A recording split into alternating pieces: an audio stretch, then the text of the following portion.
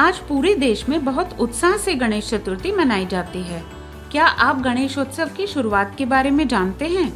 साल 1894 में कांग्रेस के उदारवादी नेताओं के भारी विरोध की परवाह किए बिना लोकमान्य बाल गंगाधर तिलक ने इस गौरवशाली परंपरा की नींव रखी थी। गणेश चतुर्थी के बाद 10 दिनों तक लगातार गणेश उत्सव की धूम देखने को मिलती है। गणेश चतुर्थी लोक आस्था से तो जुड़ा हुआ पर्व है ही, लेकिन स्वतंत्रता आंदोलन के इतिहास में भी इसका खास महत्व रहा है। गणेशोत्सव की परंपरा शुरू करने में तिलक को काफी मुश्किल और विरोध का सामना करना पड़ा था। अंग्रेजों से भारत को आजादी दिलाने में सार्वजनिक गणेशोत्सव लोगों को एकजुट करने का जरिया बना। अंग्रेजों के खिलाफ लोगों की यूनिटी के लिए तिलक ने धार्मिक रास्ता चुना। साल 1890 के दशक में स्वतंत्रता आंदोलन के दौरान तिलक अक्सर समुद्र की चौपाटी पर जाकर बैठते और लोगों को इकट्ठा करने का तरीका सोचते। इसके बाद ही गणेशोत्सव को घरों से निकलकर सार्वजनिक स्थानों पर मनाने और हर जाति के लोगों को शामिल करने की रणनीति बनाई गई।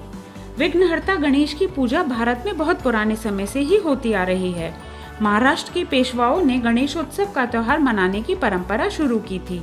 इसके बाद सार्वजनिक गणेशोत्सव शुरू करने का श्रेय तिलक को जाता है। बाल गंगाधर तिलक ने आम लोगों में सांस्कृतिक चेतना जगाने, अंग्रेजों के खिलाफ संदेश देने और लोगों को एकजुट करने के लिए ही सार्वजनिक गणेशोत्सव की शुरुआत की थी।